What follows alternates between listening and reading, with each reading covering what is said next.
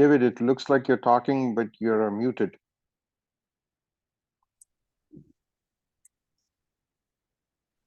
Yeah, my apologies. We there was a when I send out a meeting invitation with Outlook, it automates adding a Teams link at the bottom. And although I included the Zoom link in the invitation, there was still a Teams link at the bottom. So one of the participants went to the Teams link, so I had to talk to her to provide her the direction to the Zoom Oh, link. I see. So I yeah, see. it's an imperfect system, but it works pretty well. Yeah, So yeah, it does work well. But I thought that you were talking to us, and I saw that you were on mute, so I was like, oh, maybe he's talking to us. yeah, no, thank you. I was just trying to make sure that I had the all the Russell Joe. participants here. Yep. So, welcome back, everyone. David Pyle, City of Sammamish Department of Community Development. This is the community advice, the City of Sammamish Climate Action Plan Community Advisory Group meeting number 2. In addition to our meeting participants tonight, our community members, we also have 2 staff members from Brightworks, who is the city's consultant supporting the development of a climate action plan. We have Alexis Whitaker and Aaron Hawking, who will be helping out with this presentation and answering any questions you all might have. This second meeting marks the second meeting where we'll be giving or providing background information to the group. We'll be switching gears in the third meeting where we'll actually start to review a list of proposed climate strategies or actions that the group puts together. So we appreciate your patience while we work through a lot of the background material and allow for some time to process that material before we dig into your proposals for how we could start to put together a list of climate actions and strategies. So the first thing we have on our agenda, and let me just make sure I've got the screen going here, is that at the last meeting, we didn't have a full roster, and I anticipate we will not either tonight. There always will be some members of the meeting that might not be able to make it.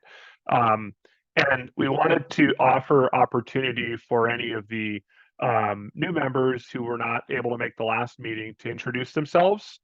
I also wanted to remind everyone that the meeting recording from the last meeting is embedded into the agenda for this evening that was sent out by email in the PDF.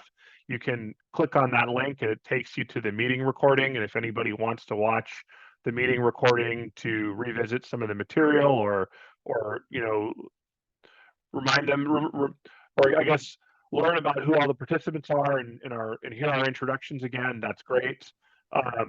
We also at this meeting want to introduce our 3 chairs. We have a co-chair group that was really helpful in working with me on since the last meeting to pull together an agenda, which was sent out. In addition to that, we're going to provide some background and overview on the climate action plan. We're going to provide background information on the city's baseline and profile and the city's goals for climate action.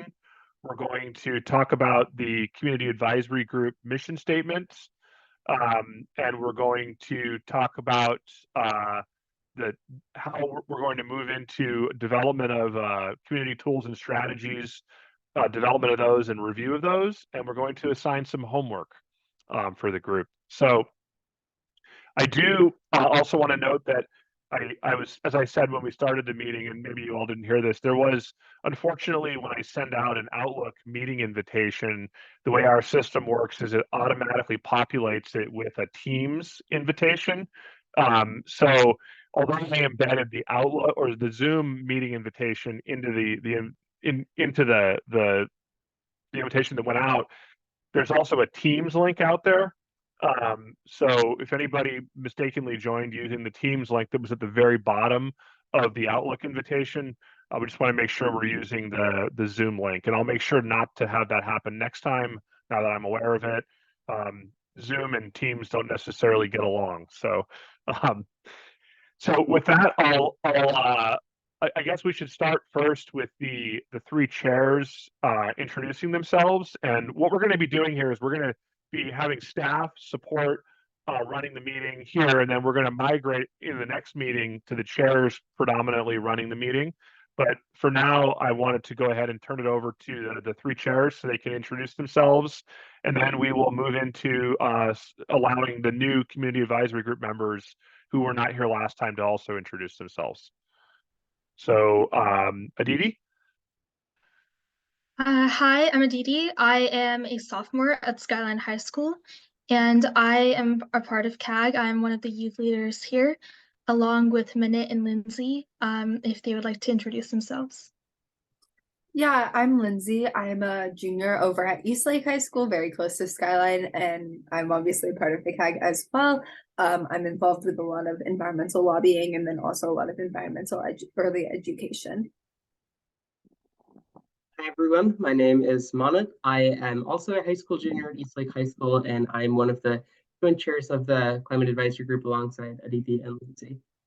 I can pass it on to Phil.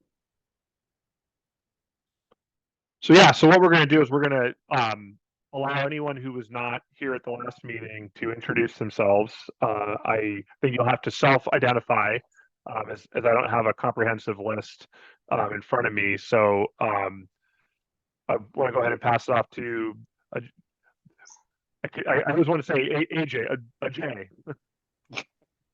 That's totally fine. You can call me AJ too. Hi, my name is Ajay. I'm a planning commissioner at the city of Sammamish. My role in this group and in this meeting, in this set of meetings, is to watch, listen, learn, and take back notes that we can take from here and put it part of the planning that we do for the city of Sammamish. I'm very excited to be here, and it's very inspiring to see the Spartans and the Wolves running the show here. I look forward to engaging conversations and meeting at this time. Thank you.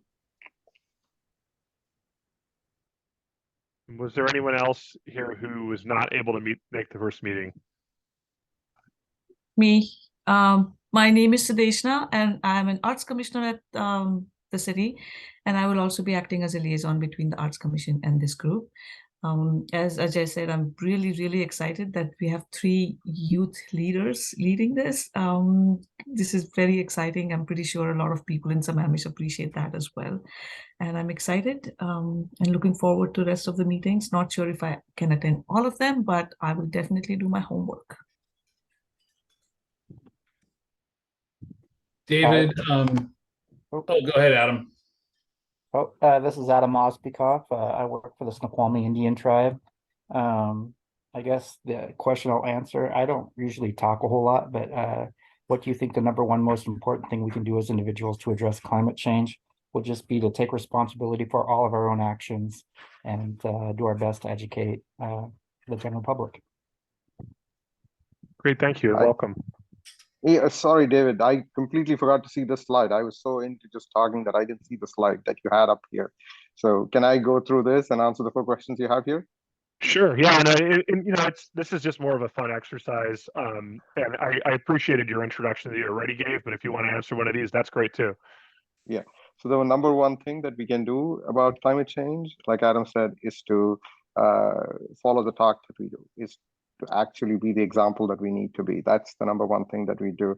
Sammamish has been home for a little over 10 years right now for me. I moved into the city because I loved how the city was coming up. I love to make this my home. My son was a student of Eastlake High School. And so everything about this city makes me want to give back to it, and which is why I'm part of the Planning Commission. The one interesting fact about me is that I have been very adventurous, which means that I have broken a bone in every part of my body, including my face. And what's my most formative life experience that shaped me into it, other than the fact that all the broken bones shape you literally, the formative life experience that has shaped me is the fact that I'm always here to learn. And I think that is that's a life experience by itself. Thank you. Sorry for missing this the last time.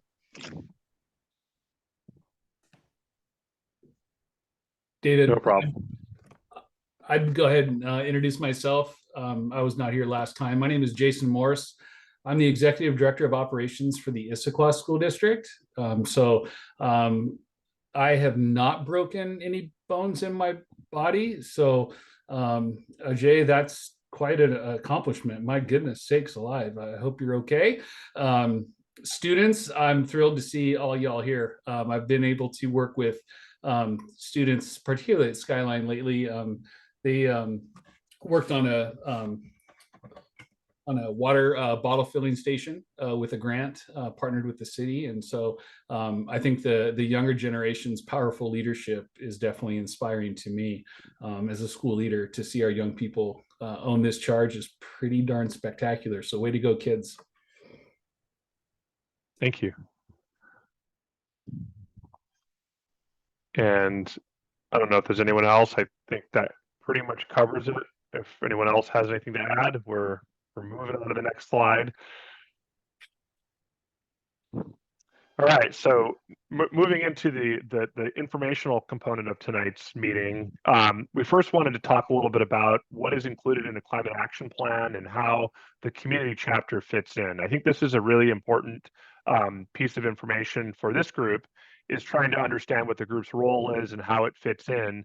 That the real basic structure of the climate action plan that we are looking to develop and that we have been directed by the city council to develop includes roughly an introduction and purpose, community profile and emissions baseline, a city climate action plan chapter, a community climate action plan chapter, and a monitoring chapter.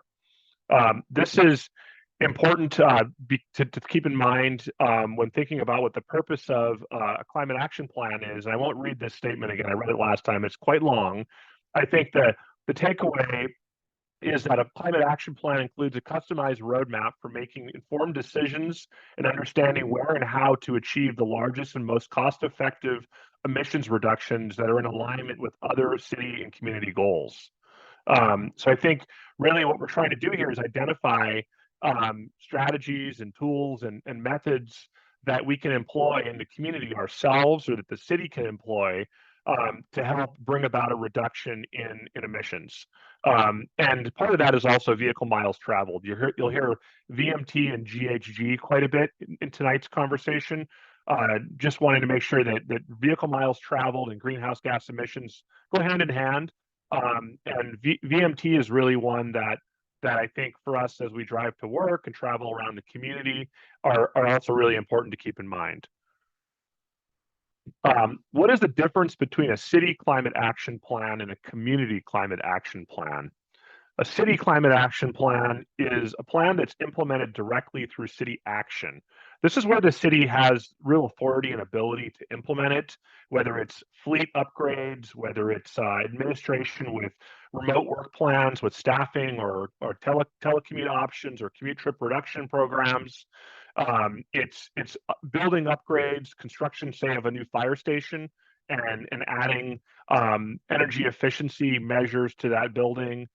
These are things that the city is in control of, that the city can budget for, and that the city can ensure the outcome and the goal is met. Versus a community climate action plan, these are implemented through various forms of community action. These are not things the city is directly in control of. These are things that individual citizens need to do in order to ensure we're successful. I think there's an important distinction here. The focus of the community advisory group is the community climate action plan chapter, not the city climate action plan chapter, although we will be bringing that through this group for review. The real focus here is making sure that the goals and measures and strategies that we identify are ones that are right sized and appropriate and are actually going to be implemented by the community. That's not to say though that there are not areas of overlap where implementation is done in partnership between the city and the community. And in those cases, we need to identify whether the measures or strategies should be both in the community chapter and the city chapter, or if it's more appropriate to go in one as opposed to the other. So there will be times when you'll see that things are not, as I say here, symmetrical or black and white, and doesn't fit perfectly in either chapter. So with that, I'll hand it off to Brightworks, who will take us through the baseline, the city profile and our goals. And I'm going to stop sharing and allow Brightworks to share. Thank you so much. Let me go ahead and get our presentation going here.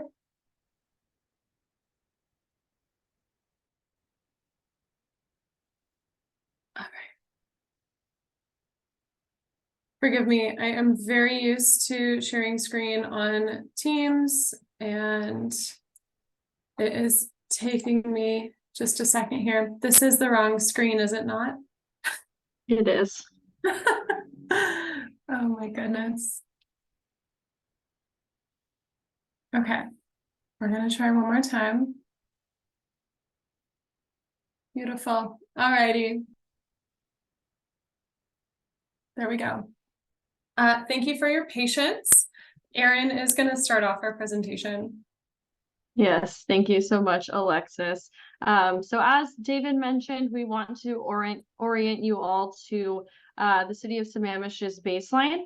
So we'll be walking you through that process, as well as how we got to our reduction targets, which has led us to where we are today with setting and determining measures.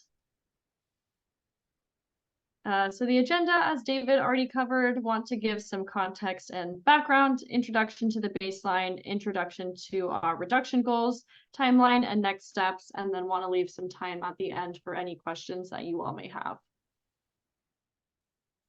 So the goal for today is to orient the community advisory group to the process of establishing emissions baseline and the emissions reduction goals for the city. So just something to keep in mind is we would love to hear your questions about how the baseline and reduction goals were established and how the baseline and reduction goals fit into the overall climate action plan process. So a little bit of context and background to how we got here.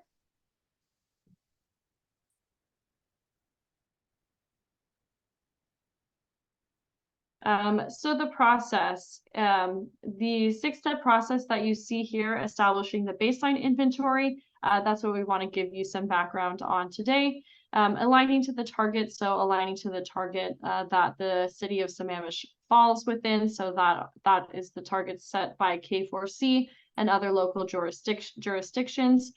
Forecasting emissions and reductions, so that's getting into a little bit of the measure development. The stage we are now, right between aligning to target and forecasting emissions and reductions, selecting the strategies, moving towards implementation, and then finally monitoring and tracking progress to ultimately achieve the emissions reductions that we have identified. So why are baseline and targets important? Many of you may already know this, but just want to reiterate. A baseline indicates quantity of emissions relative to a reference baseline year, while also illustrating the largest emission sources. Baseline supports targeted reduction strategies, so understanding what makes up the baseline will help us better to target investments and reduction strategies. Reduction goals provide distinct time targets for decreasing emissions and vehicle miles traveled. And finally, the baseline is the foundational knowledge that will provide helpful context in submitting and evaluating reduction measures. So our scope, a little bit more context for you all of how the different elements of the work we are doing fit into each other. In the very center, you have the grant VMT. This is a grant that the city of Sammamish has gotten to in order to quantify emissions from residential energy and transportation. That's the core of this work, the work related to residential emissions at VMT, which, as luck may have it, is the majority of emissions footprints within the city of Sammamish. Then moving out a layer, we have the comprehensive plan. That's looking more holistically at emissions. It's not too different from what's included in the grant VMT, just by nature of the type of emissions that are generated within the city of Sammamish, but looking at residential and commercial energy use in addition to transportation. And then finally, the most holistic layer, we have the climate action plan through a geographic plus lens, and we'll give a bit more information on what that means. But what we want to point out here for this climate action plan is that it's focused on quantifying those residential and commercial energy, as well as transportation emissions and emissions reductions. And it will also discuss waste, water, and natural resources. So although those features of sustainability are not necessarily the most material carbon impacts, they are still very important, very significant to holistic sustainability. So they will be included in the larger climate action plan, but not the comprehensive plan and not the grant for vehicle miles traveled that we're working on at that course piece.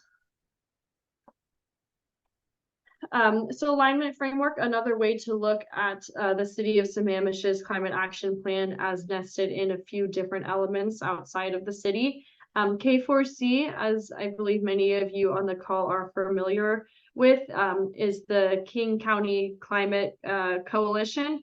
So Sammamish is a signatory of K4C, which has committed to reduce greenhouse gas emissions by certain thresholds and measure emissions in conjunction that. So that's been a primary driver for the work that the city of Sammamish has done. It's also provided guidelines and boundaries for the approach. So that's to say the approach that the city of Sammamish has taken is to ensure that the actions and measurements are in line with efforts on a larger scale within King County at large and K4C. So within that, related to K4C, but a bit broader, is King County. King County outside of K4C has additional great resources for climate action planning. And the way that King County has determined their boundaries, their emission sources, kind of trickles down to the approach that we have taken within the city of Sammamish. Then finally, we have the Puget Sound Regional Council and the Vision 2050 framework that they have put out. Again, additional resources to finding emission sources, to quantifying emissions, looking at measures, and providing guidance and boundaries for the way to look at target setting and emissions baselining. So just want to put into context that while we're focusing on the city of Sammamish's climate action plan and baseline, it does fit into these larger pieces and roll up into the efforts that are being made at the local and regional level. So the city of Sammamish emissions baseline. Again, the process just looked at in a little bit of a different way, determining emissions boundaries and the baseline year, which we'll get into a little bit more detail with in just a minute. Determining material emissions categories. So where are the emissions within Sammamish coming from? Collecting Sammamish specific data. So once we've determined where those emissions are coming from, measuring the actual data based on utility providers, transportation engineers, other resources for that data. And then Brightworks calculated emissions. So taking that activity data, that energy and transportation data, and quantifying the actual greenhouse gas or carbon dioxide equivalent emissions generated from the city of Sammamish. So the methodology in speaking about Brightworks, taking that activity data and calculating the carbon emissions, the standard we use, which some of you may be familiar with, is the Greenhouse Gas Protocol, specifically for the Global Protocol for Community Scale Greenhouse Gas Inventories. We've included a quote on the side from King County's inventory that I think nicely sums up the approach. So the geographic plus inventory quantifies the release of greenhouse gas emissions. Oops, sorry, if you could go back for 1 second. Thank you, no worries. Quantifies the release of greenhouse gas emissions from activities within King County's geographic boundary. So the city drawn, or in this case, county drawn boundary, including from transportation, buildings, industrial processes, waste, water, and agriculture. The plus portion expands the scope to include emissions produced by electricity generation outside of the community, but consumed by in-county activities. And just to highlight another key difference between the King County inventory and Sammamish is they did have several categories that were material within the larger county, but not the city of Sammamish. So agriculture was not a material use, as well as waste within the city boundaries, industrial processes, and water use. So just another way to look at this data, this is what we called a materiality assessment. So looking at all of the potential categories for greenhouse gas emissions and determining which of those would be material or would be significant to the city of Sammamish's footprint. This was determined from our own independent research, collaboration with the city staff, and other stakeholder interviews to understand the economic activity and other footprint of residential houses, business, transportation, other activities such as that, to determine what the material categories would be. And another thing to highlight here is we're looking at the scope 1 and scope 2 emissions. That's in the green box and the darker blue box. What we're not looking at this time is scope 3 emissions. And again, this is because of the geographic plus boundary. So imagining the city boundary of the city of Sammamish, thinking of the emissions that are emitted within the city boundary, although we do know that there are emissions associated with operation and life within the city of Sammamish that are not directly emitted here. This boundary approach was taken due to guidance from K4C and King County, and starting with looking at those emissions within the city, and of course the grid supplied energy as well.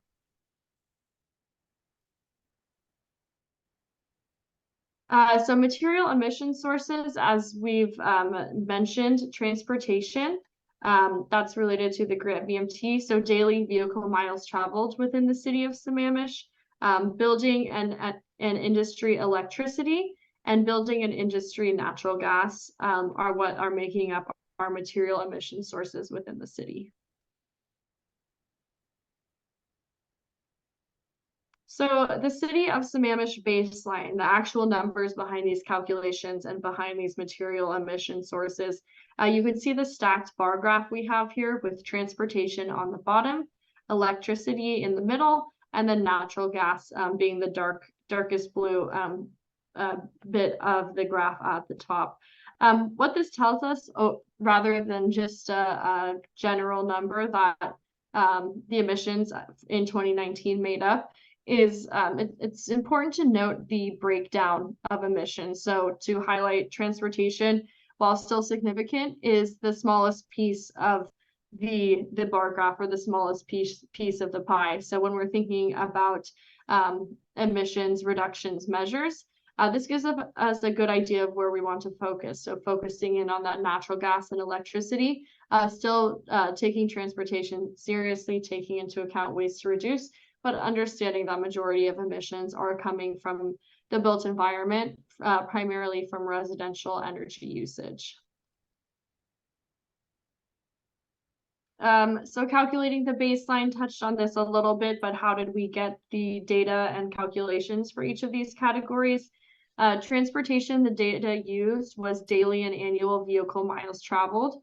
The sources and the stakeholders that we collaborated with to do these calculations were the VMT engineers at Sammamish Public Works, Puget Sound Regional Council, and King County.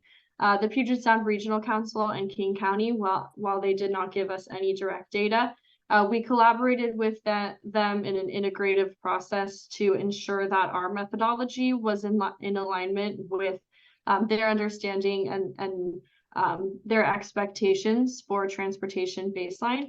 So they were engaged through that lens. And then for building and industry electricity and building and industry natural gas, we were able to get the kilowatt hour consumption and the gas usage from Puget Sound Energy.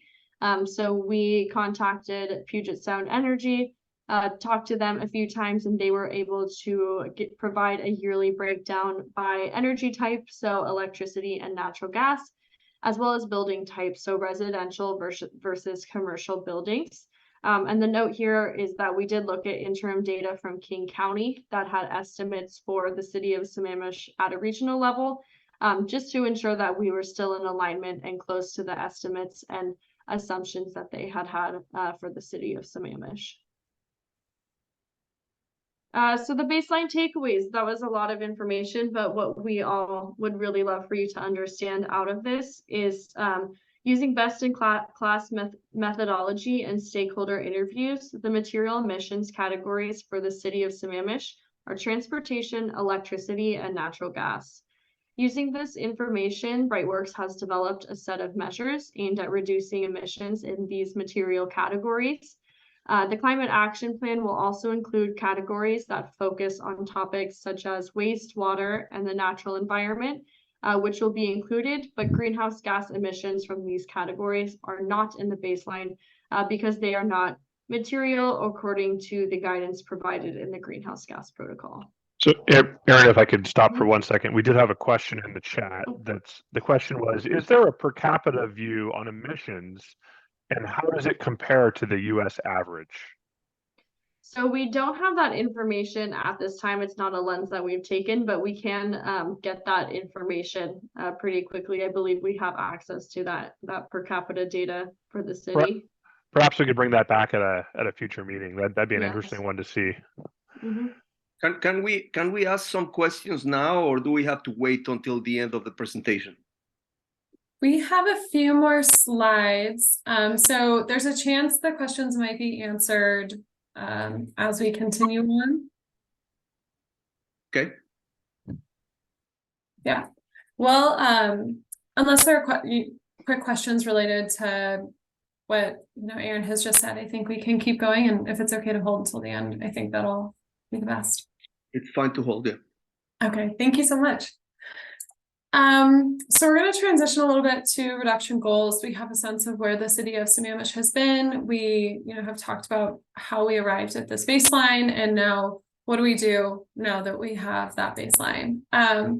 Just to all get on the same page. So we want to have a target to essentially understand the amount of reduction we are looking for from that baseline year.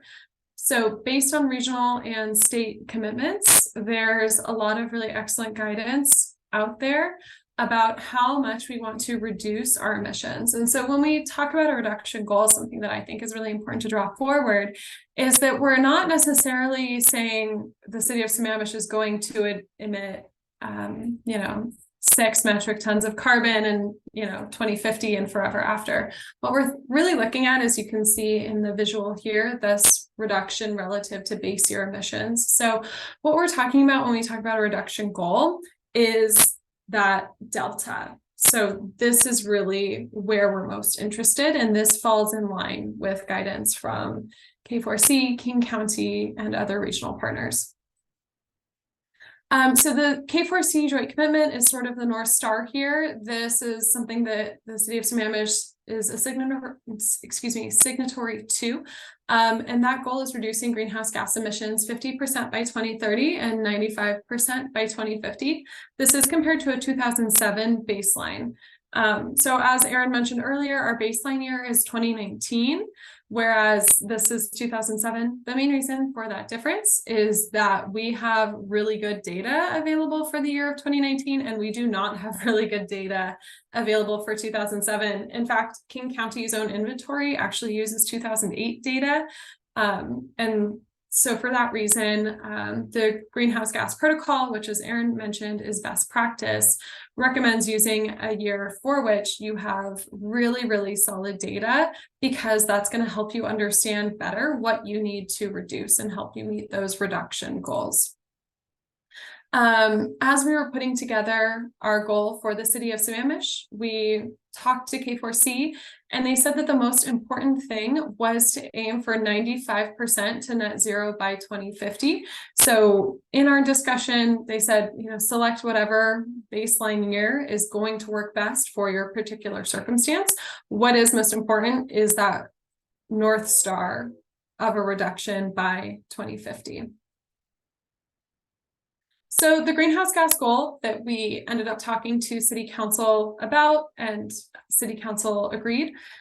So we suggested to them this goal that we discussed with you, 95% by 2050. They were a little bit concerned about the difference in baseline, and you'll see here it says 96% by 2050 from a 2019 baseline. So we have decided to go a little bit above and beyond, still meeting that 50% by 2030 target with the goal of hitting 75% by 2040. And just to show what that means, here we've used both the 2007 and 2019 baseline.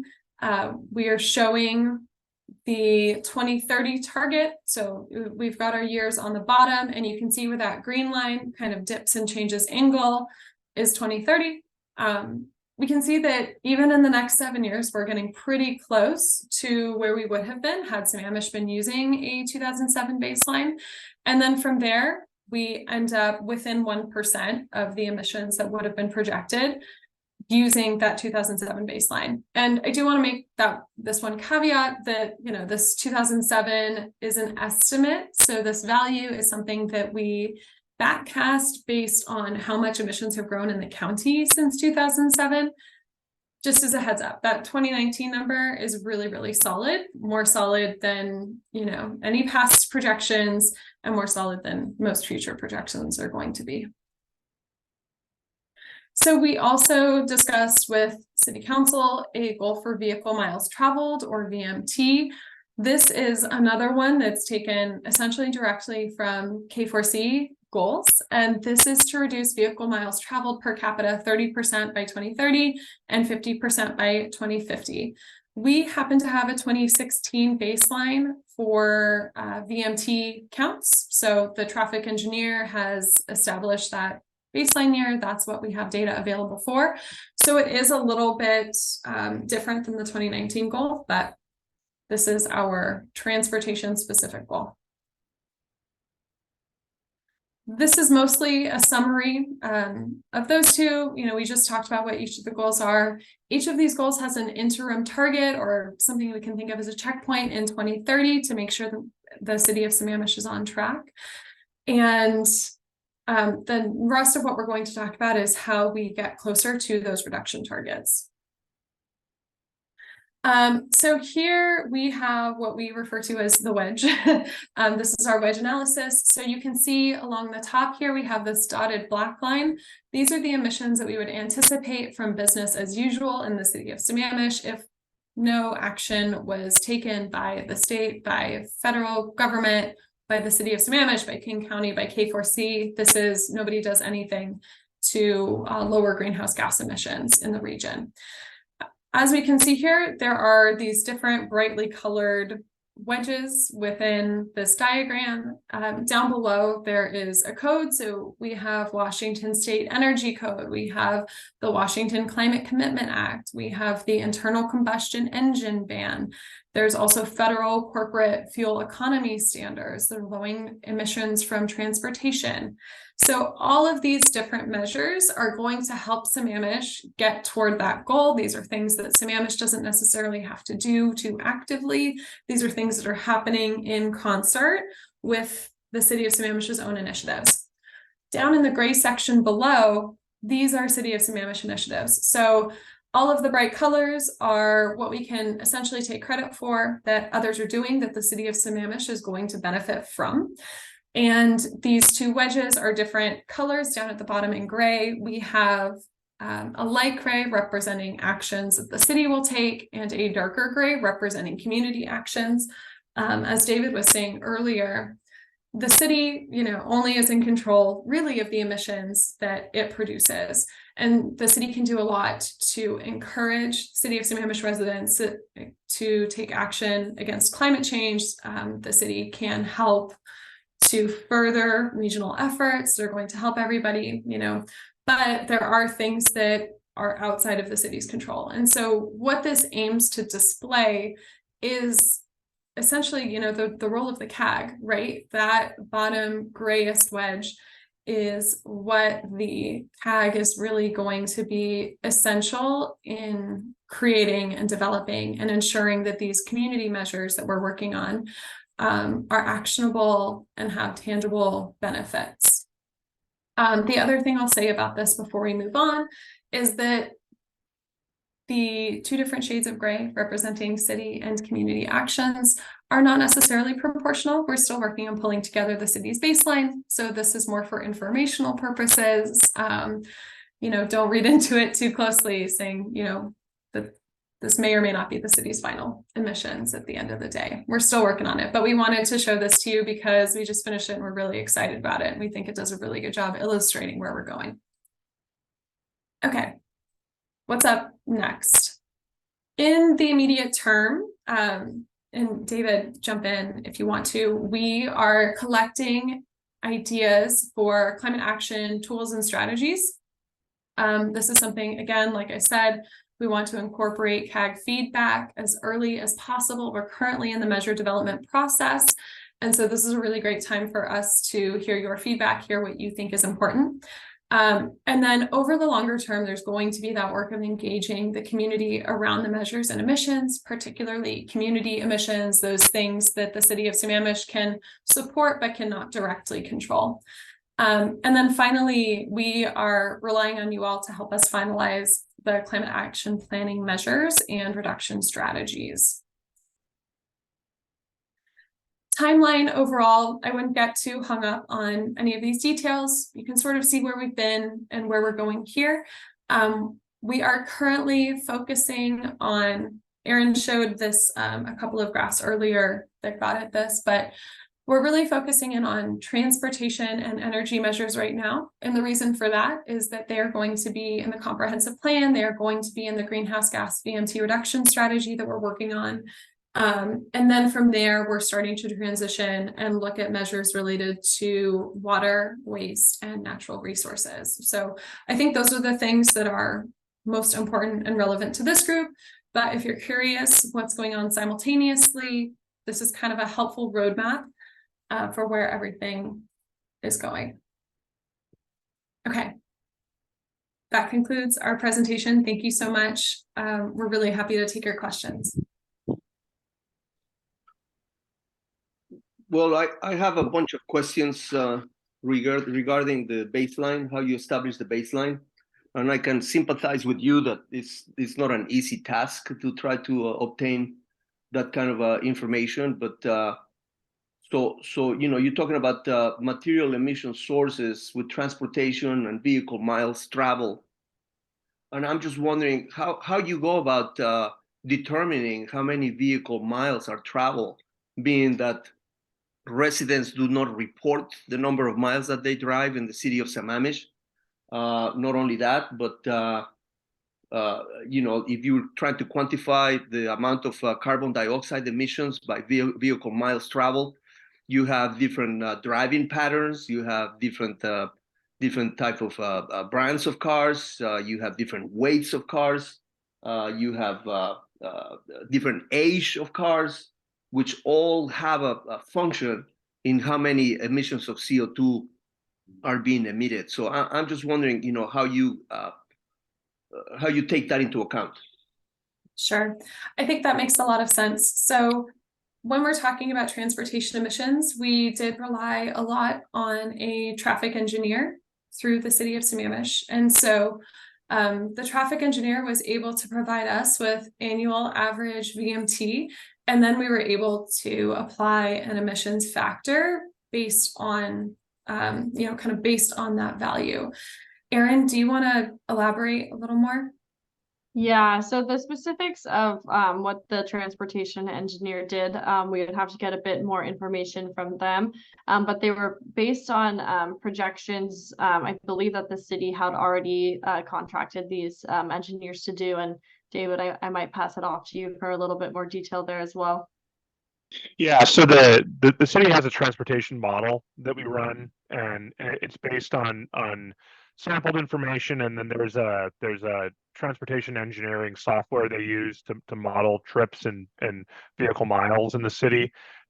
It's not an exact number. It's not like we're reporting the odometers off every car, every year when they register their car. That would be great, but we don't have the ability to do that. But in lieu of that, there is a model that we use that is fairly accurate, I'd like to think. And then what I believe Brightworks did was used factors for emissions that that are standardized in the industry. I think one of the benefits is that in King County we actually have better information about emissions than most parts of the country do. We're kind of at the leading edge of that, and we're able to use some of the factors that King County has researched and assigned to vehicle trips.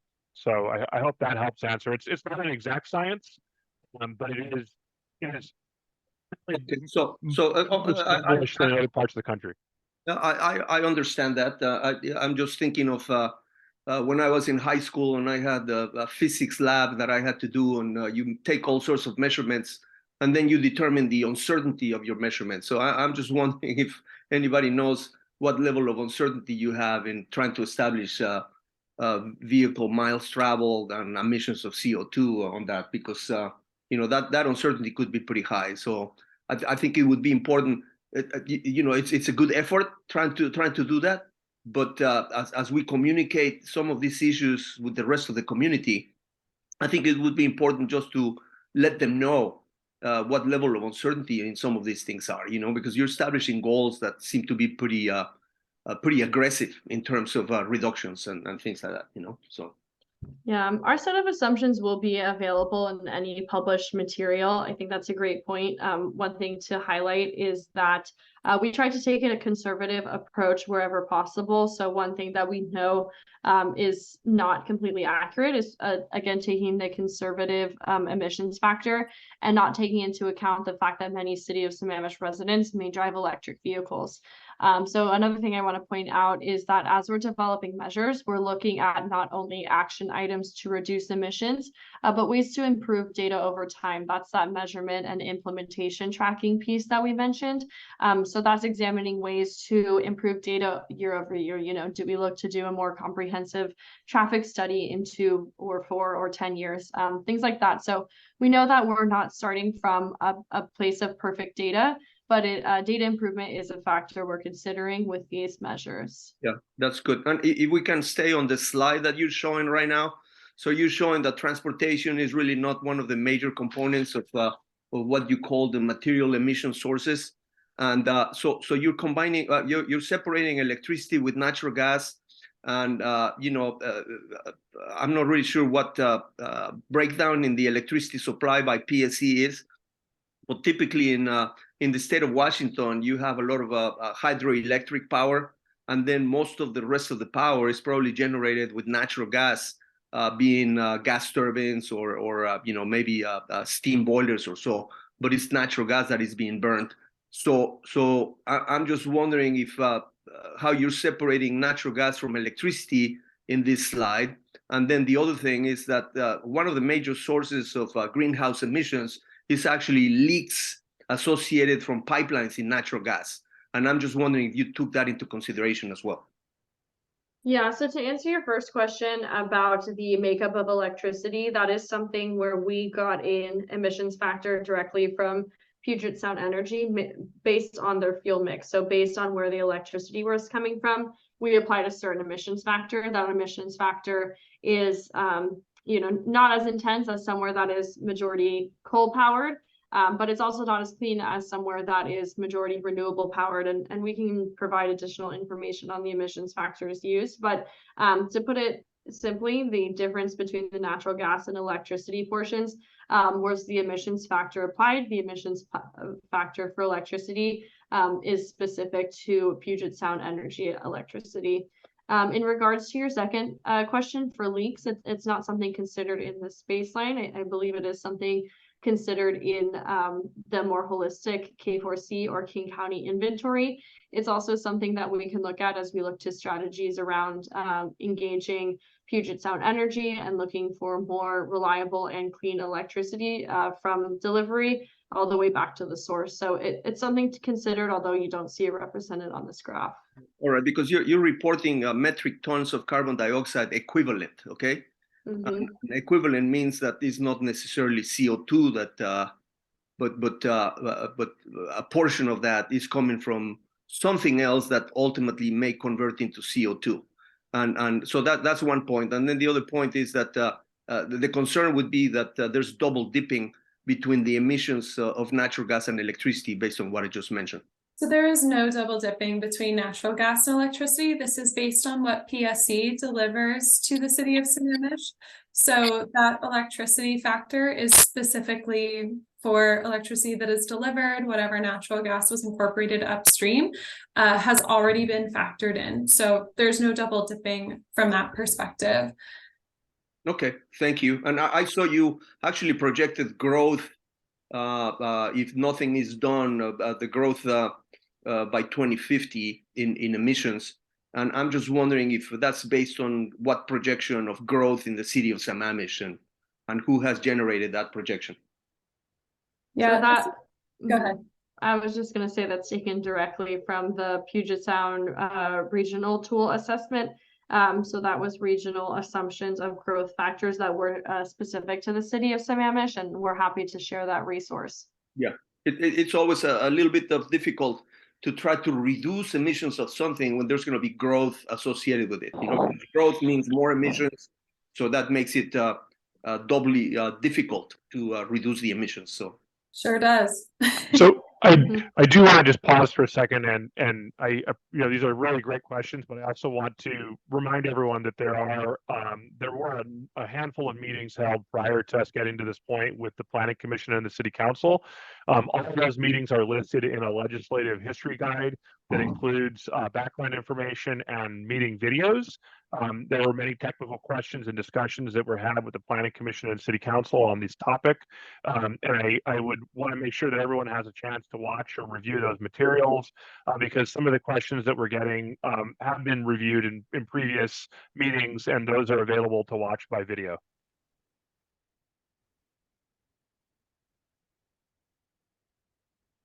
is that part of the homework, David?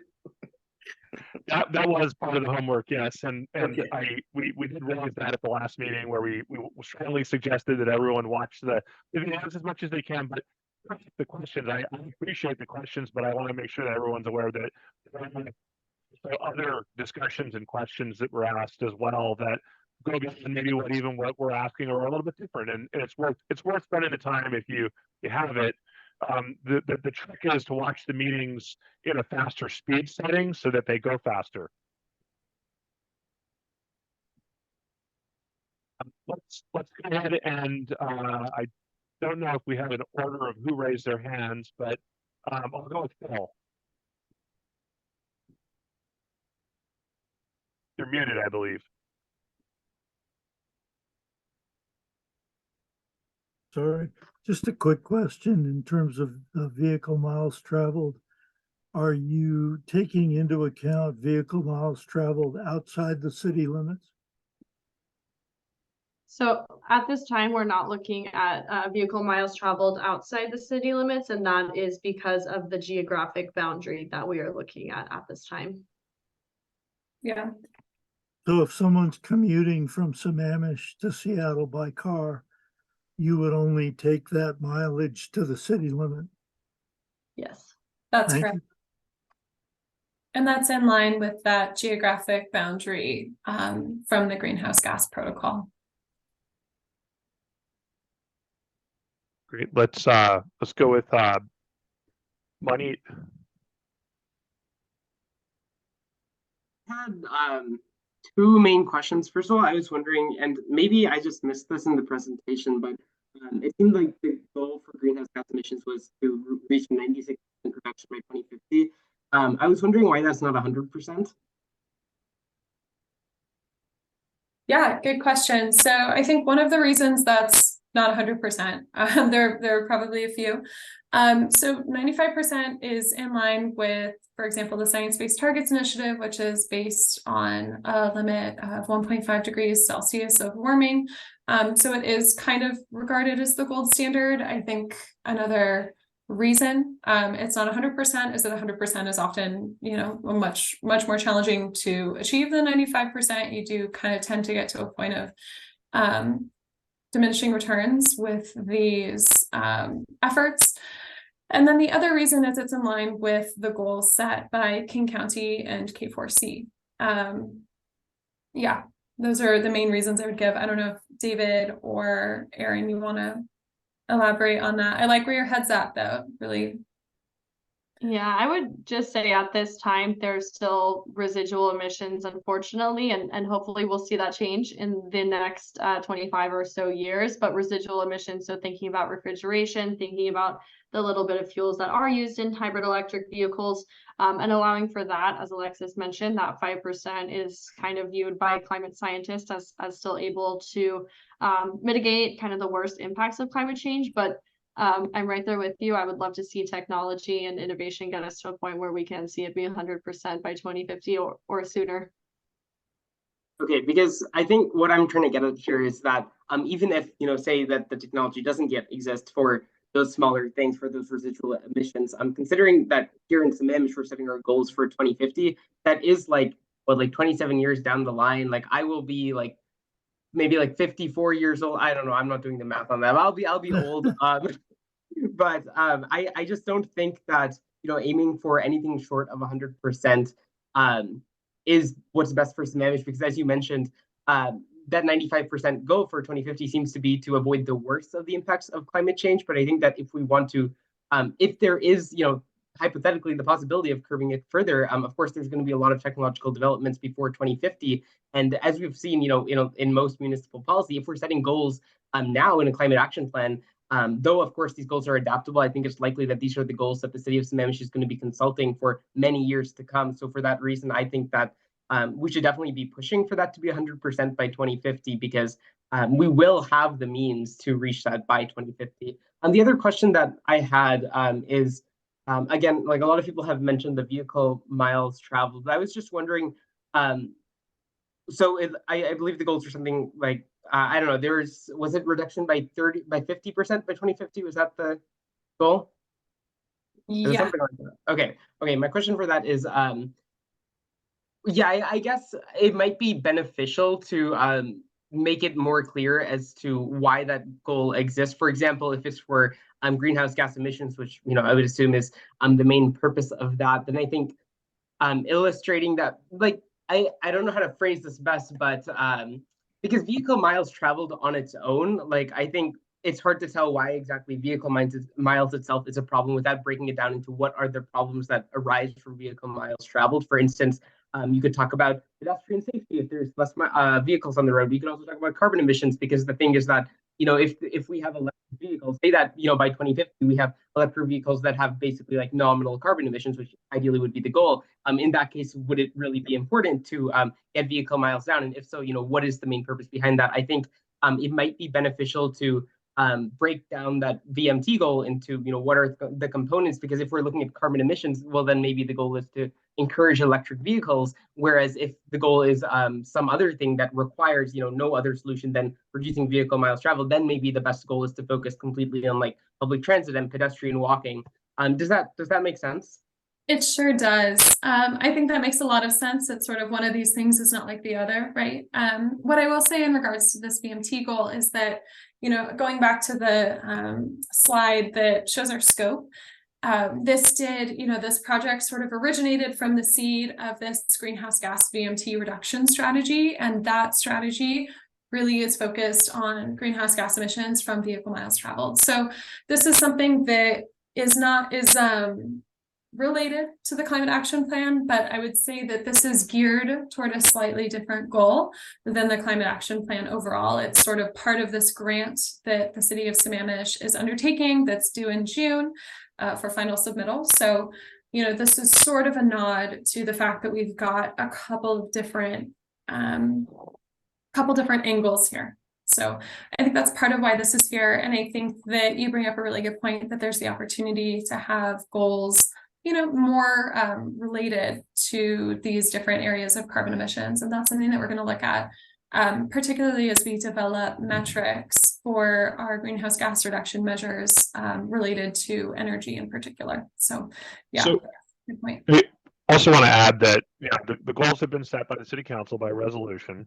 So we're not here to question the goal at this point. I think asking questions about why we came to that conclusion are absolutely great. And I think if you want to reach out to your council members and suggest that maybe they should revisit it at a later date and move the needle up to 100%, that's completely appropriate. And if you want some support in doing that and how to reach out to them, happy to help you with that. I do suggest watching the goal setting meeting. Actually, there were 2 goal setting meetings that the council had where there was quite a bit of discussion around the actual number. And all the council members were not necessarily in agreement. So I think it's important to understand that as well. There are 7 votes, and ultimately, I think we got a 7-0 vote on this topic. So it was unanimous to get to 96%, which I think in itself is a big accomplishment for the city. So just thinking about that, we're switching gears, and we're really trying to focus on that we have the goal, what we need to do to show that we're going to get there, which I think is a even bigger task than setting the goal itself. So we're trying to move to that point in the conversation. So if you want to talk more about the goals, I'm happy to talk about those, or if you want to reach out to your council members, I'm sure they'd love to hear from you about this. They are all very passionate about it, but generally speaking, we're going to shift gears into the actual strategies and tools to really start to understand what we can do to meet that really aggressive goal of 96%.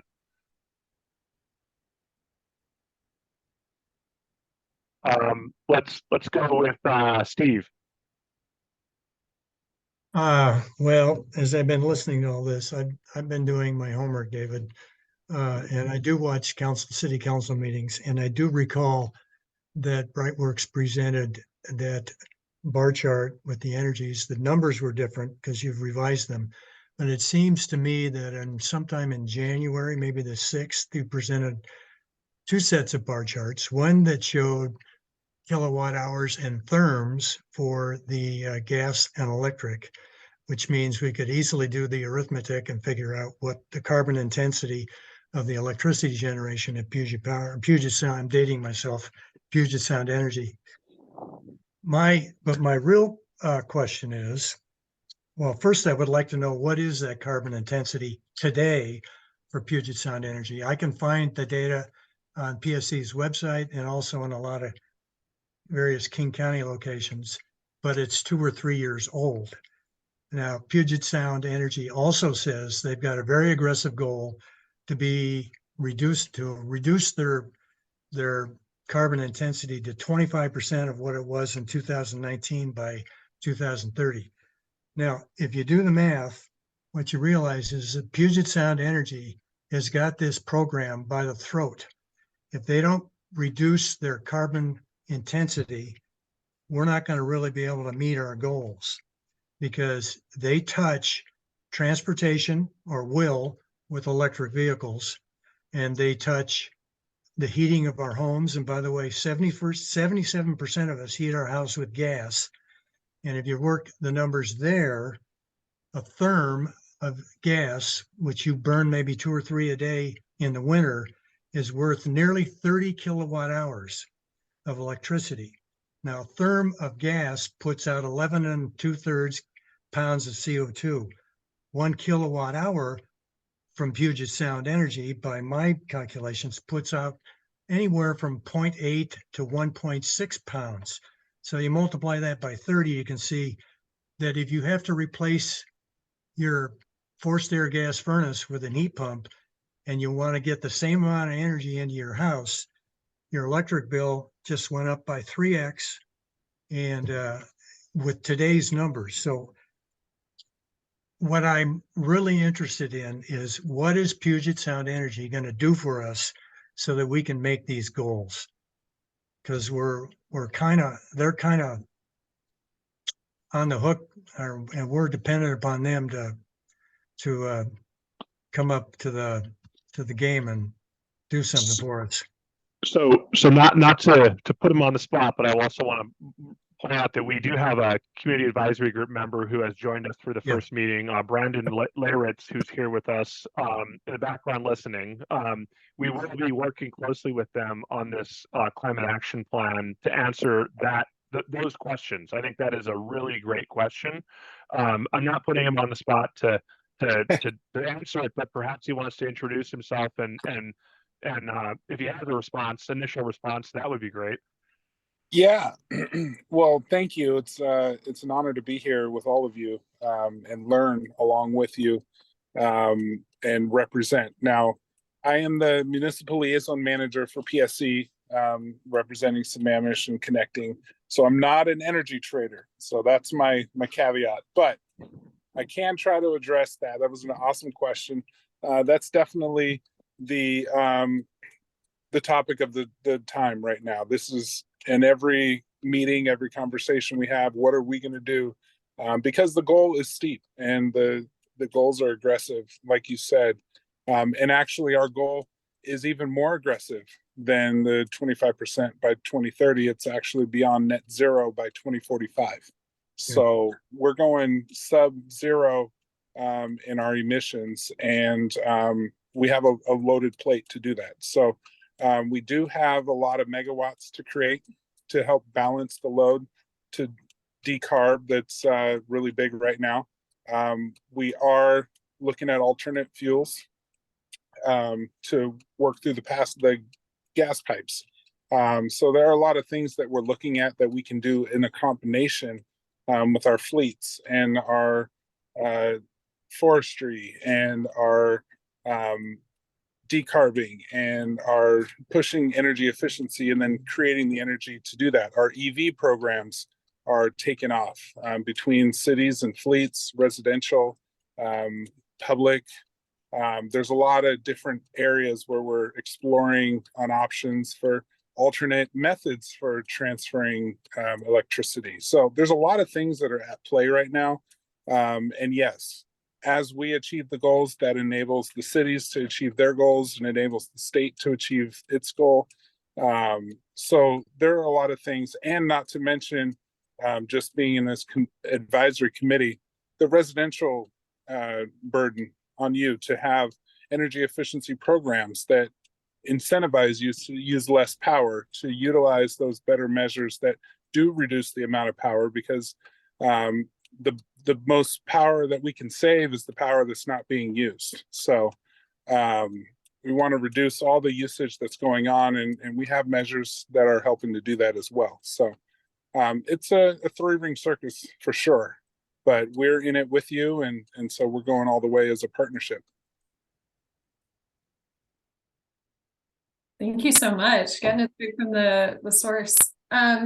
The only thing I heard, Steve, in your question that I wanted to offer, you mentioned having different values for energy in a January presentation to City Council, and that's because those were preliminary numbers. So they were based on the 2008 baseline that King County conducted or rather including the city of Sammamish. So we got the correct numbers, the 2019 numbers, from PSC in, I want to say late January, sometime after that presentation. So that's the reason it changed.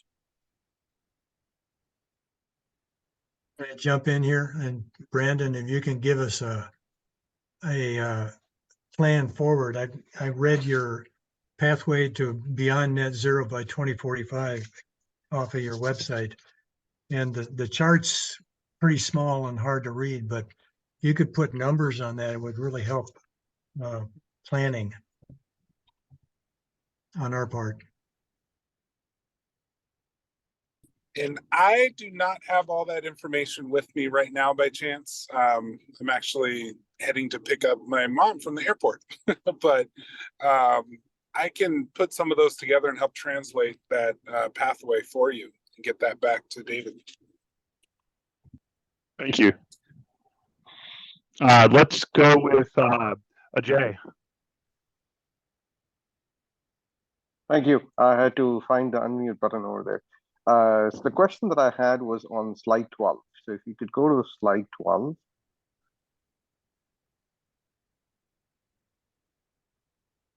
Sorry for the quick pans here, everybody. I know it can be a little. Yeah, there you go. You just, yeah, there we go. So I understand the scope of scope 1 and scope 2. Scope 3, which is indirect emissions outside of the city boundaries.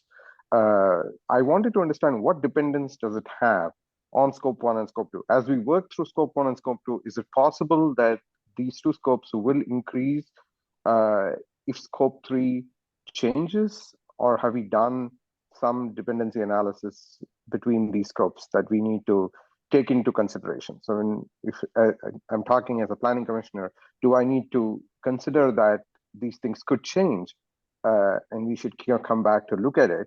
Or is it that that analysis has been done and it is considered to be separate and largely not going to impact what we are working for?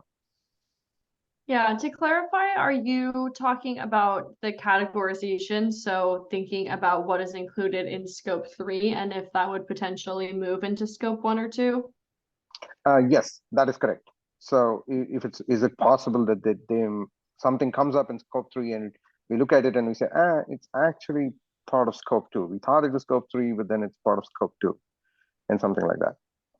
Yeah, so in terms of the standards and the greenhouse gas protocol, we can't say for certain, but I would say that because of the geographic boundary, it makes it pretty black and white, with the black and white being the city boundary line. So to take an example, what is considered out of boundary transportation, so airport emissions from the Seattle airport likely will never change to be within scope 1 because they're pretty set in stone as far as what is considered to be in the different scopes. I would say in terms of additional categories coming to be material within scope 1, if the city of Sammamish kind of changed the makeup. So if you all, for example,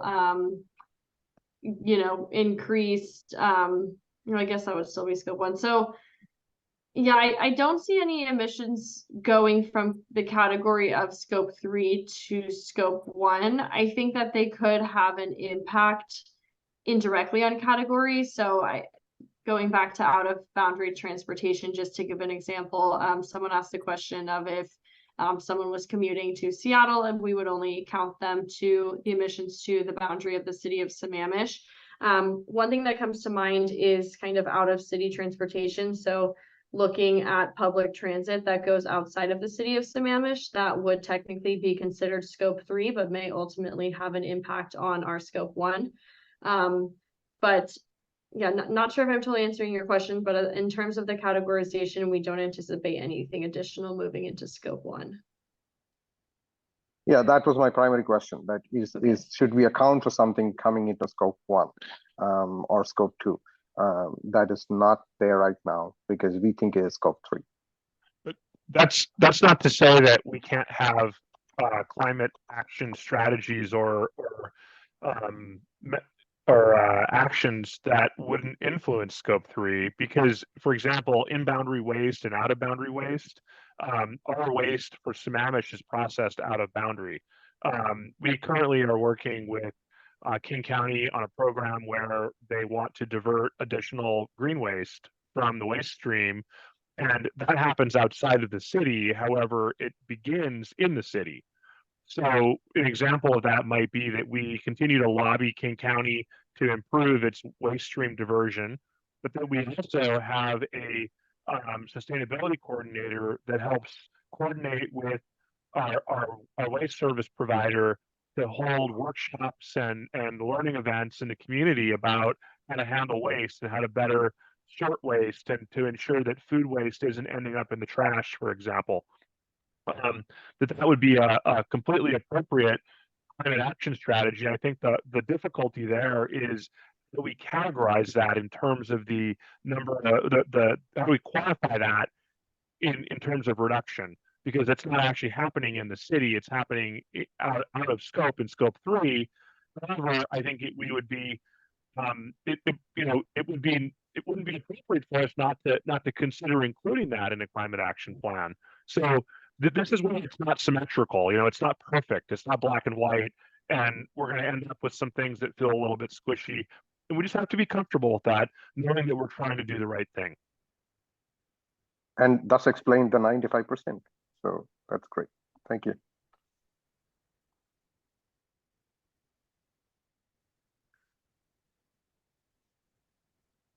I think you're muted.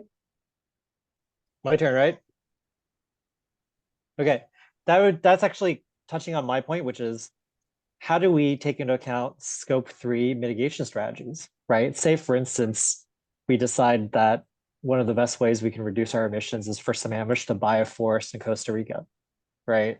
Or to plant some trees on the other side of the world, right? Or if all of a sudden all of Sammamish decides to become vegetarian for 2 days out of a week, that's less cows killed in a butcher shop in California. Like, does that count towards our emissions reduction, or does it not, right? Because at the end of the day, if you're only playing within the boundaries of your city, you have limited land, you have limited resources, and you have limited levers you can pull, right? And so I think that in itself is an open question. Is yes, for sake of ease of measurement, you only look at scope 1 and scope 2 of current emissions, but what about mitigation strategies or emissions reduction strategies? Are we only limited to doing things within city boundaries and within our own homes, or can we do something bigger and outside of the city? We can definitely do something bigger. So that's the highline, the good news. From a quantification perspective, and Aaron can expand on this, but we won't be, because scope 3 emissions are not within the GHG protocols boundary for this assessment, we are not going to be counting those reductions towards Sammamish's 2050 or 2030 goals. However, we are developing measures. I think we mentioned this earlier, that are going to be related to waste and water and natural resources. And these are all things that are going to have an impact outside of kind of this narrowly defined boundary from the greenhouse gas protocol that we're using. And if you have big ideas for those types of mitigation strategies, right, if you really want to focus on upstream or downstream emissions, and if you have measures and if you have action ideas that you want to see in the climate action plan, we're really, really excited to take those and incorporate them. Aaron, I don't know if you want to expound on the boundary. Yeah. I think David gave some great examples of some emissions reductions that may relate to out of boundary emissions reductions. I think also one thing that I want to highlight, Lynn, that you may be interested in is King County has done a consumption-based inventory. So consumption is all of those things that you were highlighting, the cows that are being processed a few states away or hundreds of miles away. And it's something I would encourage you to read. It's something that if the city of Sammamish did adopt vegetarianism more robustly, would be captured in the King County consumption-wide inventory. It's just not something that Sammamish is looking at this time. And then just the final thing I'll say on that is looking at community actions. Again, we're not limiting it necessarily to the material emissions categories. So there's waste. Something we see in other climate action plans that gets the community excited and involved is kind of a what you can do section. So if it's, quantifying some fun facts about how emissions on a worldwide scale may be impacted or reduced if you, bought recycled clothing or took up a vegetarian lifestyle, that's surely something that we can include in kind of a what you can do or a community oriented chapter that we're looking to include. Yeah, the only thing I want to kind of say is my key learning from this session is you've limited the scope, which is good and bad, right? But you limited the scope of where we need to focus. But what also means is there's also very limited levers we can pull, right? Which is good, both good and bad, because we're only looking really at 3 buckets of reductions within city limits for this entire project, right? So just that was my key takeaway from this is we're dealing with something that's pretty finite because it's finitely defined. And I would say we're only quantifying reductions from that short list. That doesn't mean that we cannot incorporate actions into this project. Right. Yeah. But I'm sure all of us are trying to quantifiably hit our metric here. Right. And so I think the focus of our conversation will definitely be things that can be quantified into the goal that the city council has given us.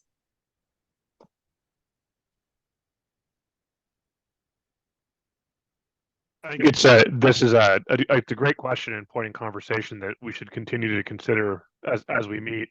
And I I hadn't thought about that angle of it completely. So, thank you for raising that. And I the real one for me, because, I live in a city with a trash can and a trash service, and don't throw my food waste in the trash can, but my city can't claim my diversion to a green waste bin as an emissions reduction, right? It's challenging to understand how it all fits together, but I do know that there is opportunity with the climate action plan to include a whole host of other actions or strategies or tools. And if there's a way for us to start to measure those to account for that, then maybe we could do that. But I know that somebody else is trying to claim that as well. King County is trying to claim that. When you look at the wedge diagram and you look at all those other colors, well, that waste stream diversion is already being claimed in one of those other colors. So then do you broaden the color and amplify that, because maybe you're being more effective in that if you have a program in your city that actively promotes that type of behavior? I don't know the answer to that. It's a good question. So I'm not seeing any additional hands up, which means that we could switch gears in the presentation and move on to the homework and talking about what the next steps are here.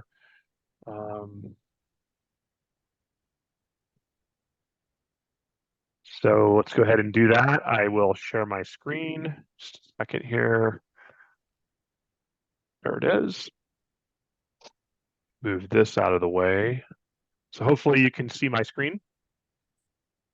Great. So I will go to the next slide. So now we're going to talk about putting together a mission statement for the community advisory group. And this doesn't have to be a very difficult process. I just wanted to review the community advisory group objectives first. And again, this is all about norming and how we work as a group before we start moving into the phase of performing, right? The storming, norming, performing. So the objectives of the community advisory group are to engage and involve members of the community, to provide a forum for exchange, identify and prioritize actions that can be taken by the community, develop and promote effective and sustainable solutions, and ensure that community-based measures are actually realistic and are things that can actually be achieved and accomplished in the community. The primary role of the community advisory group is to review and provide feedback on staff and consultant identified community-oriented actions, to review and provide feedback on the community advisory group proposed strategies. I think this is a really important part of this conversation. To review and provide feedback on draft community climate strategy and action implementation. We want feedback on how to actually implement this and report on it to make sure that we're being successful in implementation and tracking it.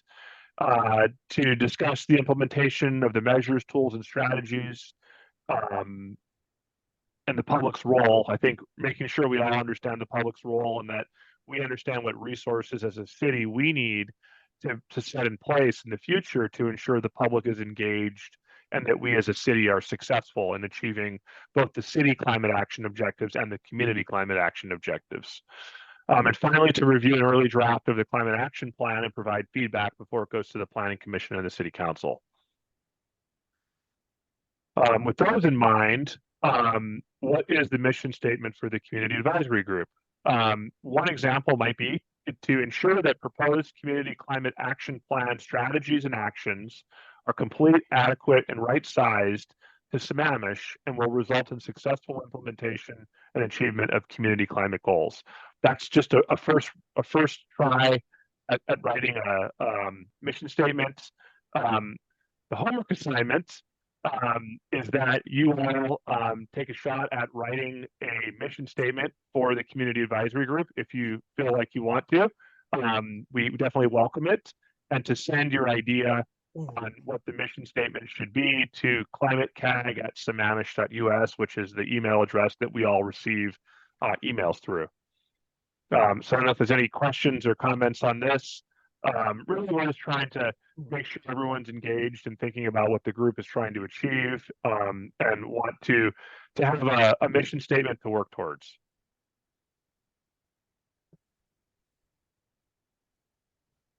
All right, I'll move on to homework assignment number 2. Let's see. With regard to homework assignment number 1, this staff, hold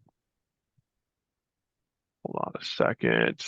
Yeah, that's right. I want to point that we will assemble and present the mission statement that we see from all the feedback we get. We'll cobble that together and come up with a version that we will present to you at the meeting on June 21st. We'll make sure that it's available in advance for you all to review before the meeting. Generally, we offer 2 weeks before the meeting to make sure there's 2 full weekends so that you have time to review it before the meeting. The next item is starting to pull together community climate action tools and strategies.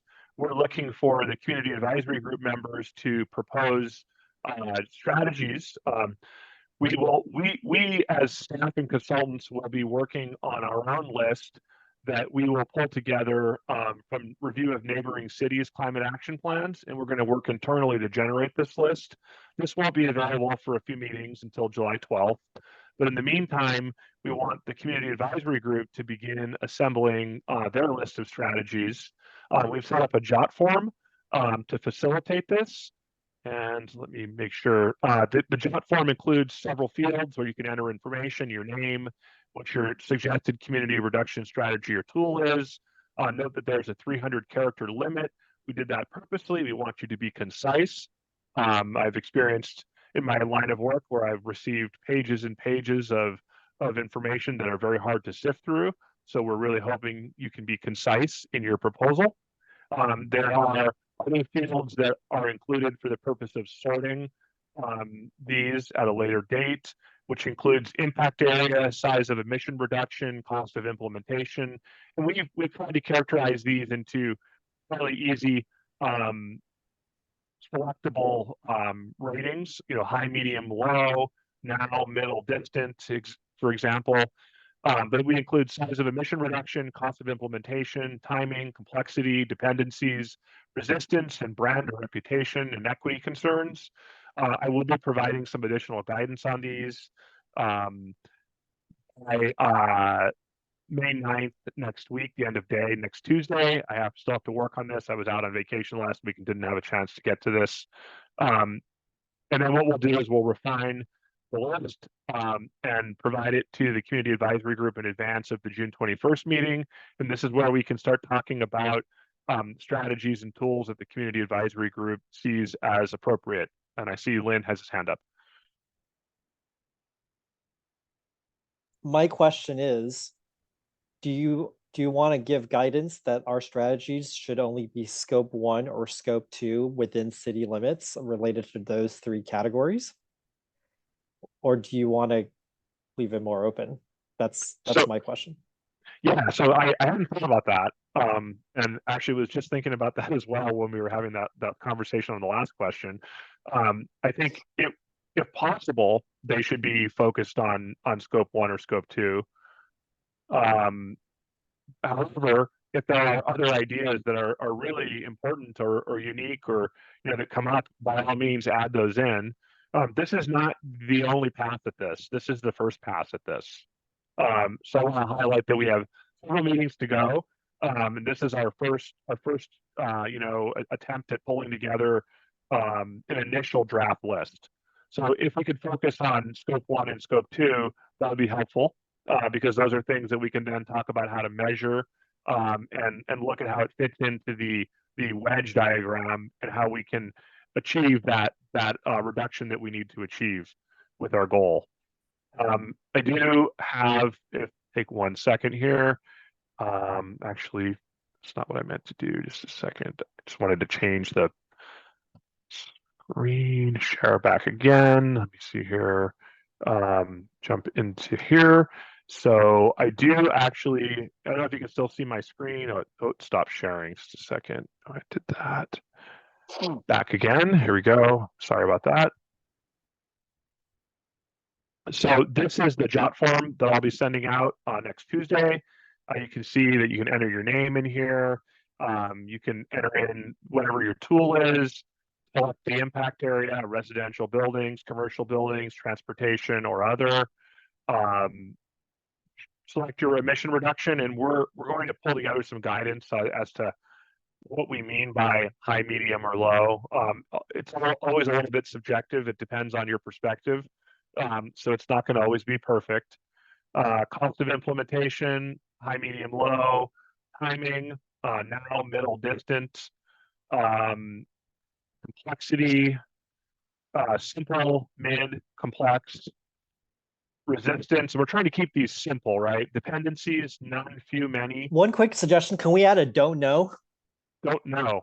Yeah, yeah, we can update the so job that form I to mean, do that. I mean, I don't expect, you know, Nanette Gull, who is a high school student, to know what the cost of implementing something is. I think it's okay if you don't know, right? Like we just want to make sure that the form communicates Yeah. that it's okay that you don't know. We'll do that for sure. And that gets down into equity concerns. Sorry, man, I didn't mean to pick on you. I was just using you as an example. He may know more than I know about some of the costs of implementation, so I'll say that. Then what happens is when you submit this, it populates this read-only Google sheet, and the idea here is that you have a link to this as well. And when you're entering these things in, you can look and see what someone else might have entered. So I did an example one. The suggested tool is to require electrification of all new or replacement residential hot water tanks or heaters. That one I think is a low-hanging fruit. We all know that to be one that's available, and people are, hot water tank is a wearable item. So, when you start to think about this, well, what is the impact? It's residential buildings. The size of the emissions, well, it could be medium, it could be low. This is why I don't know. But we have to do some more research to evaluate. Cost of implementation, well, it's pretty low if you're thinking about just a hot water tank. But if you start to think beyond the hot water tank and what that causes, the chain reaction that causes, well, you have to then make sure your panel is sized properly. You may not have enough circuits in your panel or enough amperage in your panel to be available to put in an electric hot water tank. Your mirror might not be big enough. Your power feed or your drop might not be big enough.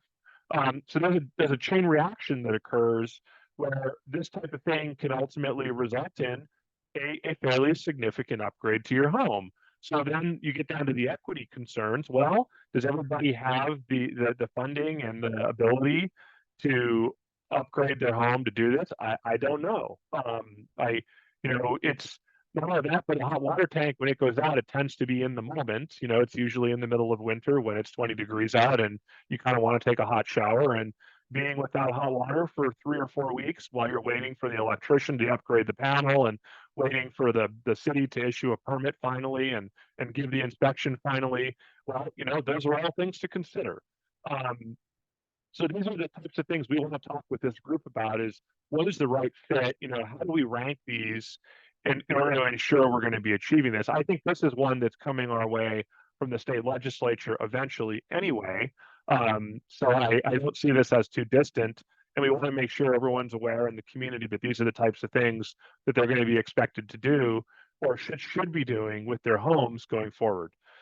So the homework assignment, back to the homework assignment, this is the task, is to fill out and add up to 3 of your top 3 that you would want to add in here. Fill this out. We'll provide some guidance on these different attributes or fields that we want you to include, and we'll amend this to add don't know.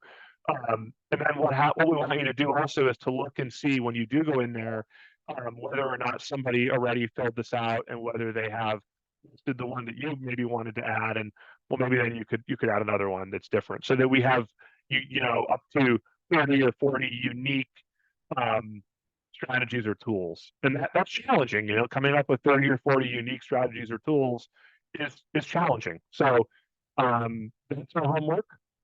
I'm going to go back to my other screen. Bear with me for 1 second.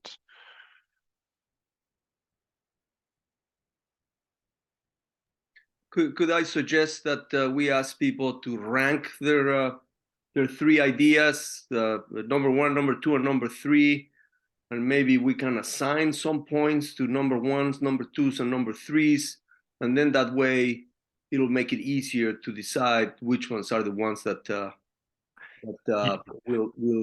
will be selected. Yeah, so you're actually you're one step ahead of me here, which is great. So by filling out those other fields, what we're going to be doing is working as a group at the next meeting to talk about how to assign scores, with the rubric to those fields. And what we'll then be able to do is to auto score all of them and sort them based on that. So we'll go through the list and we'll talk about what people rank them at, and whoever proposed it can support their argument for why it was put at high, medium, or low. And maybe if it's a don't know, maybe the group can say, hey, we think it's this, and we could come up with where to put it. And once that's done, then we can go in and assign numerical values to high, medium, and low. And we can then use that to generate a score, and then we can sort them based on that score. Does that make sense? Yep. Great. So that's where we're going with this and why we added those additional attributes to include with the submittal. So again, review of the homework assignments. Phil.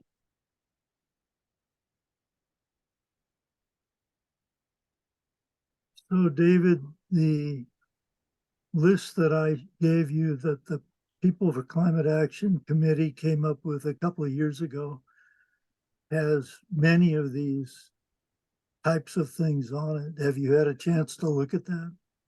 We have, yeah. And that's definitely part of the conversation. And, if you want to send that out to the group, that's great. I think it was a great list. And they actually have I think there's an updated version of it electronically available on their website that I saw as well. And if anybody wants to review that list and use that, that's great as a foundation. Part of this exercise is not, us as staff choosing from that list what should be promoted or applied in the city. Part of the community advisory group work is to determine what's appropriate for your neighbors, for your friends, your community members, and is it right sized, and how do we tailor it to be specific to the city? One of the biggest feedback that we get from our neighboring cities who have climate action plans is that they're not being successful in implementing it because the community wasn't supportive or wasn't integral or part of the adoption of that plan. So our council heard that, and one of the reasons they wanted a community advisory group to support this effort was to make sure that those efforts that we include, or those tools, strategies, and items that we include in the climate action plan are actually something that we can achieve as a community. So that list is a good reference point. However, I would, suggest that you use that, then put it over on your own and tailor it as you see appropriate to the community. So does everybody have access to the shared folder at this point? They should. You can also send the link to the People for Climate Change, where that list is actually linked in as a PDF that you could open via the link. That would be a good way to do it. Yeah, I will do that. I know I was appreciative of you sharing that with me, and it opened my eyes to some additional items. Steve. You talk about a forum for exchange. In a week, the farmers market's going to be starting up again at City Hall. It might, I don't know if it's a week's enough time, but if we had our own little tent there, we could be engaging with the community as they come through to do what I do, go there for dinner or buy other groceries and just sit around for a good time. But it's an opportunity to engage. Yeah, I'll ask about that. The Chamber of Commerce is great to work with. However, there's a limit on the number of informational booths that they let us have at that event. We do have a city booth there, and we are going to be there for our comprehensive plan. And the climate action plan is subordinate to the comprehensive plan. It's part of that effort. Okay. It may be appropriate, and I'll ask if it would be acceptable for any community members who are part of the community advisory group to join that. I have no problem with that. You know, I agree with you that there's a lot of value in talking to community members and letting them know what we're working on and how important it is. You know, I'll also ask about with future farmers markets, not just the one that's right around the corner, but there are many of them down the road, whether or not we could add another booth, and if it would be acceptable to do so. I know that we've always wanted to add more booths, and we've always been received pushback because it ends up becoming just a bunch of informational booths and fewer of the actual farmers market related vendor type booths. Great suggestion. I'll definitely look into that. I see Phil. Oh, Phil's hand is down. So again, just to recap on the homework, to submit a community advisory group draft mission statement. Any ideas you have on that by May 28th, submit that to the climatecag@sammamish.us email address. Just send in any ideas in whatever form you have or have available, and we'll process those and bring them back to the community advisory group for June 21st. The other is to submit up to 3 community climate action ideas using the JOT form by May 28th. And we'll be sending out by end of day next Tuesday the links to that and some instructions and guidance on how to use that. And then what we'll do is we'll filter it and refine it down a little bit prior to the June 21st meeting and send it back out. Make sure you all have time to review it before the meeting and come prepared to the next meeting to talk about those. And that's where we really start to get into discussion around how to pull together a community climate action plan. Yeah, David, so last month, Sarah announced that she was going to be leaving Sammamish. And is there a replacement for Sarah now, or if we need to communicate with anybody within this climate action plan organizing team? How do we do that? Yeah, you can go directly to me. We're still working through a replacement. I believe Evan Fisher, who's our comprehensive plan project manager, is going to be stepping in with many of the components of the climate action planning work. Jackie Belisle, who's also helping support this meeting tonight, is going to be supporting some of the work we're doing with the community advisory group and some of the other outreach elements to the climate action plan. But for now, you could start with me. I'll make sure to send out when I send out the message with the JOT form and others about who the best point of contact is going forward. It takes us 4 to 6 months to fill a vacant position in the city. It's just the way it is. It's trying to move a lot of volume through a limited staff group that does our human resources work. So we're in the process. We've already submitted the request to recruit. It just hasn't yet reached the point where we are able to go to ad for it and actively recruit for the position. It might take us a few months to get there, unfortunately. It's just the part of my world in my life. So okay, understood. Other than that, I don't think, I wanted to mention that the next meeting is on June 21st. You'll be receiving an invitation for that. I'll make sure to not include the Teams link in that one and only include the Zoom link. Sorry for any confusion on that. And we'll also make sure to get an agenda out in advance. And I also want to point out that the next meeting is where I'll be working with the chairs for them to largely take over running the meeting, because we'll be having more of a conversation. It'll be less informational, and will be more of a conversation amongst community advisory group members. And that will really continue through the next 3 meetings. I anticipate there likely will be 1 additional meeting added, possibly in September or October, in order for the community advisory group to provide feedback on the initial draft of the climate action plan. So look forward to hearing from you all with your ideas on the mission statement and seeing the ideas you put into the JOT form. And if you have any questions, feel free to reach out for me, and have a great evening. Thanks, Thank you, everyone. David.